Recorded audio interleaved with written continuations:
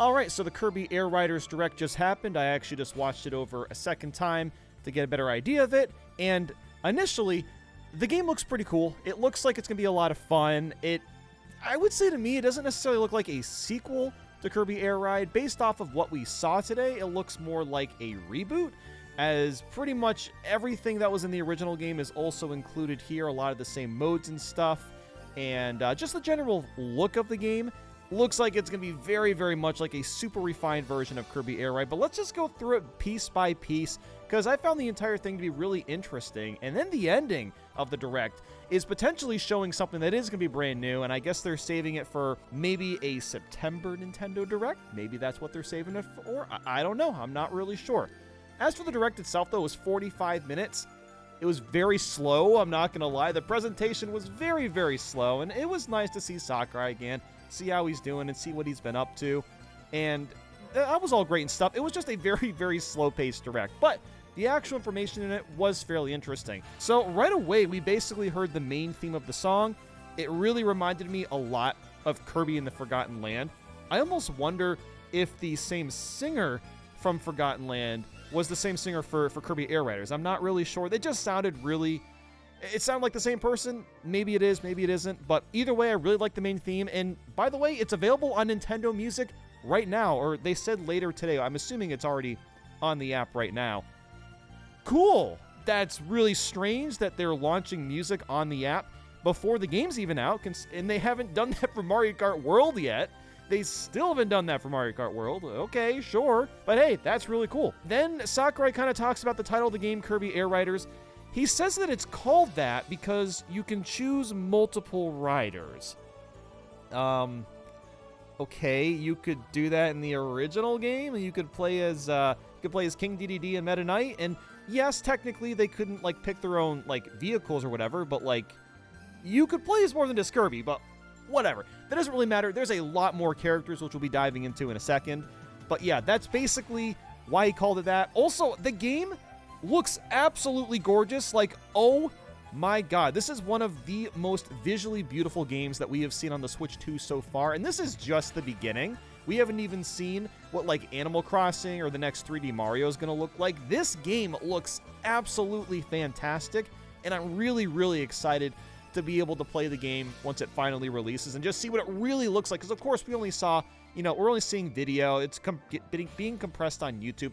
I bet it's gonna look really, really good. As for the new characters, there's a lot. There's we got Chef Kowalski, there's Susie, which I believe she's from Planet Robobot. We got Cappy, the little mushroom dude, which is super random. There's Gooey, there's Waddle Doo, I believe Maglore's in the game, and then there's a few other ones as well. I also really like how when they were revealing the characters, they of course, it's Sakurai. They reveal them Smash Bros. Screen style, where they kind of just like pop up, boom. Got the cool like anime wave effects showing just, revealing them. I am actually not even that surprised that it was like that, because it turns out the team working on the game, it's Sora as well as Bandai Namco, which is the same collaboration team for Smash Bros. Ultimate and Smash for 3DS and Wii U. So really not that surprising to see that same kind of energy in this Direct and, within all the trailers and stuff. So great stuff there. And something else that's also really cool is that the characters can swap vehicles now. So that's really nice. And then something really surprising is that everyone has copy abilities. Not just Kirby. Literally all the characters can capture abilities and then use, like, that's...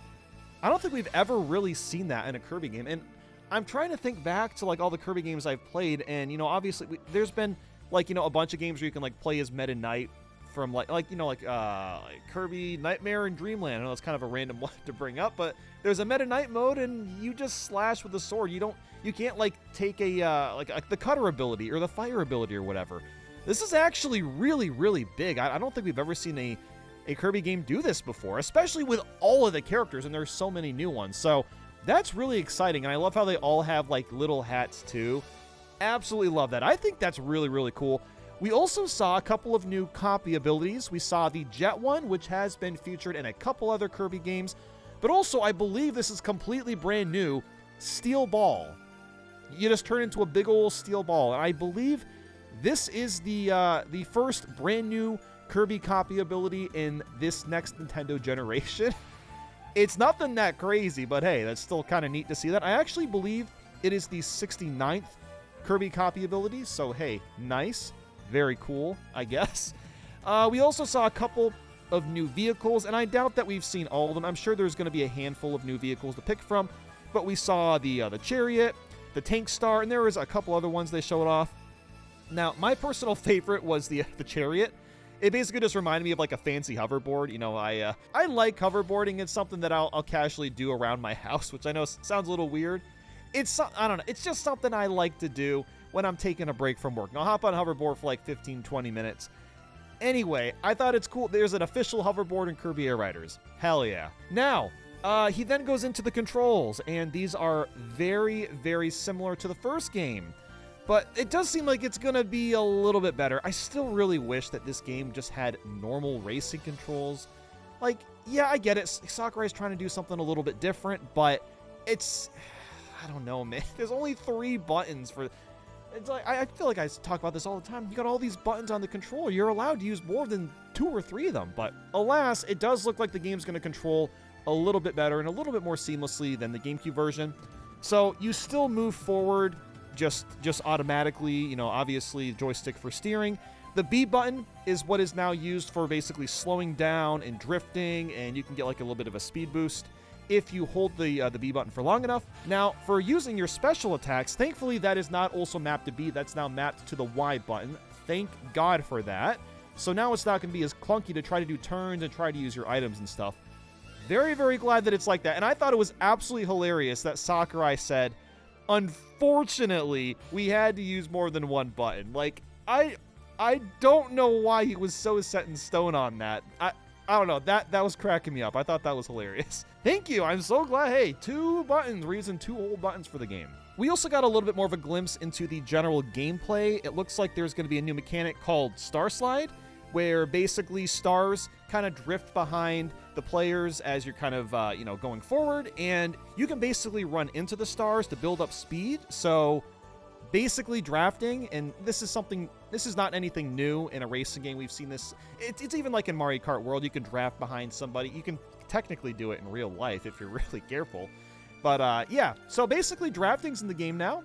It looks like it's going to be a little bit more useful, I guess, because you can use drafting to like hit players and get little boosts and stuff. So that's pretty cool. We also got a release date. It is November 20th. Which is kind of a weird November game. So, when are we getting Metroid Prime? Because I kind of assumed Metroid Prime 4 was coming out in November. Maybe that's the September game. Maybe it's December. Maybe it's getting delayed again to next year. Who knows? It just seems like a really weird game to launch in November. Like, this would have been a great game for September. I don't know. It's just a little bit strange. I mean, Nintendo releasing 2 racing games in the span of like 6 months is weird on its own. So... I mean, okay, sure. November 20th, that's what it's going to be. Let's see, we also saw a few of the racing tracks. We did not see a lot. I think there was only like 3 or 4 or something, but all of them look absolutely fantastic. They all capture the same energy as the original game does. They're all very, very fast-paced. The game looks like it's a very, very fast-paced game compared to Mario Kart World, which is nice. And yeah, the tracks look great. My favorite one was the one actually that Sakurai played himself, showing a demo of, which was that water one where like the waves themselves like part. I'm just like, oh my God, it looks so good. It looks really, really fun. I'm really excited to try that. And I imagine there's going to be a lot more tracks than this. I don't think there will be just 4 tracks in the final game. There'll probably be around 12 to 16, if I had to guess, somewhere in that ballpark. Maybe less? I hope not less, considering how much the game costs. We'll get to that at the end. But let's just keep going on. They also revealed a brand new character, Starman. He's absolutely adorable. I love him.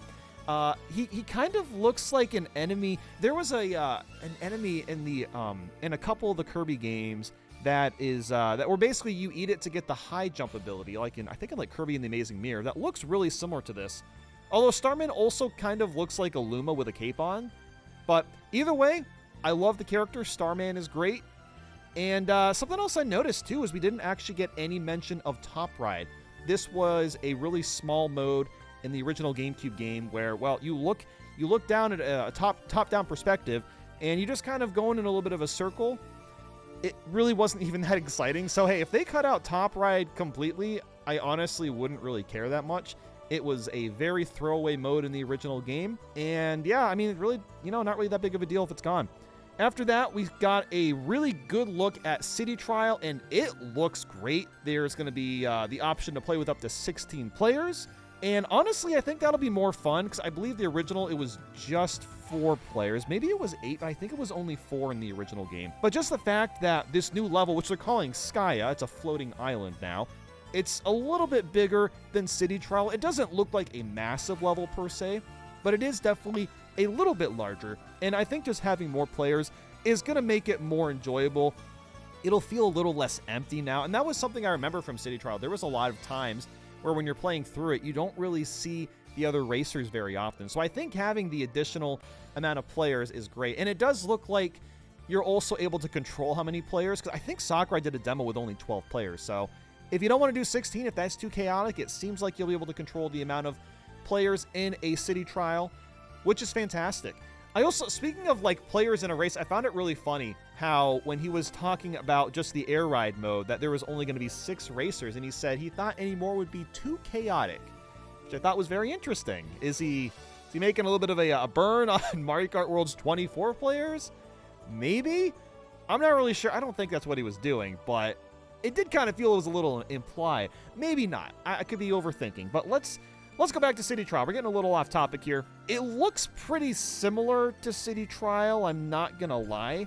There's even this grind rail section that kind of goes around the borders of Skya, and the original City Trial also had that too. There was a grind rail that just kind of, you could go in a circle for basically forever. You could just loop around over and over again. But outside of that, it's pretty much the same mode. You collect power-ups, there's events that happen, and then at the end you do a little stadium mini-game. And they have a lot of the same mini-games from the original, but there are a couple of new ones, which we'll get to in a minute. Something that is kind of new, there's actually 2 new things about City Trial that should make the gameplay a little bit smoother. Whenever you're switching vehicles, you don't have to hop off manually and then hop onto the next one. You can just swap if you get close enough to one, which is really, really cool. And in fact, you can actually knock players off their board if their vehicle's damaged, which I thought is kind of amusing. So that'll be pretty fun. And you can also hold on to an additional item. So yeah, it looks like it's going to be very, very chaotic. As for the new events that happen, again, a lot of them are the same from the original game, but there are a few new ones. We've got Short Race and Dust-Rup Derby. So Short Race is kind of an interesting idea. It is a quick race, but it's within Skya itself. So that's kind of cool. And then Dust-Rup Derby is basically just like battling and attacking and stuff. In terms of the stadium games, there's Skydive, which is brand new. Basically, you just dive down. You're trying to go for a high score. It looks like that'll be pretty fun. There's also Gourmet Race, where you're just eating a lot of food, and I'm assuming the goal is to just eat more food than anyone else. And yeah, all this stuff is also online, which, not really much of a surprise there. Of course, there's online play. But yeah, that's pretty much all we saw. There's a couple other interesting things that he mentioned. Sakurai brought up that he wrote the proposal for this game while working on the DLC for Smash Bros. Ultimate. And this is something that he talked about in, I think, like his final big YouTube video. But I actually didn't realize that he was writing the proposal at the same time as working on the DLC. I thought it was after, but I may have just forgotten, because I did watch that final Sakurai video, but that was a while ago. So, absolute madman as usual, working on way too much stuff at once. And then at the very end, we got a teaser trailer, which really reminded me, the cutscene kind of reminded me of like World of Light. So I'm assuming this is some sort of story mode. I'm not really sure. We didn't get any other information. We saw, one character. I recognize the character, but I don't know what his name is. But yeah, it looks like there's going to be some sort of story mode. We also did not see an achievement grid or an achievement board. Most Sakurai games have those, and I imagine we'll get more information on that once time gets closer. Again, we'll probably hear a lot more about whatever this story mode thing is in the next general Nintendo Direct, which we're probably going to get in September. And the final thing to really talk about here is the cost. $70 for this game. Now, depending on how big and how fleshed out this secret mode is, whatever story mode, whatever it may be, it might be worth that price, but based off of what we saw, $70 seems pretty high. I mean, and it's like, yeah, I get it. You know what? Nintendo's pretty much moved on with everyone else. They're not doing $60 games anymore. Okay, I get it. Development costs are high, but like, at the same time, it's like, man, this is a Kirby spin-off game. I don't think the first game sold very well on GameCube. I mean, it was GameCube, of course. That wasn't a very successful system, but still, I don't know. $70 for a Kirby spin-off seems really, really high. This feels more like a really great $50, maybe $60 game at the most. So, again, it's all going to come down to whatever else we haven't seen. Because, you know, the secret mode that was teased at the very end, that definitely could be something that we spend a lot of time with. It could also be very grindy, like World of Light was in Smash Bros. Ultimate. We really don't know. We have no idea. But, look, either way, I'm honestly pretty excited for the game. I don't know if it'll be better than Mario Kart World. I think it definitely has a lot more personality and charm than Mario Kart World does. But I don't know. That game, again, I like Mario Kart World. It just makes a lot of stupid decisions with, like, the online mode and the lack of options. This game, it's a Sakurai title. It's going to have plenty of options. You'll be able to customize your game in a ton of ways, so that'll be an improvement. But, again, he basically just showed 2 game modes. And that was it. And a lot of the stuff that we saw was already in the original game. He showed off a bunch of the vehicles. Almost all of them were from the original game. And, yeah, I don't know. I guess we'll see. I'm really curious what everyone else thinks. I have not gone online and seen what everyone else... I don't know how everyone else is feeling about this game. I'm still excited for it. I just feel like the price point is a little bit high. This really... It looks like, like I said, a great $50 to $60 game, but that's just how the world is now. Everything is expensive. Cool!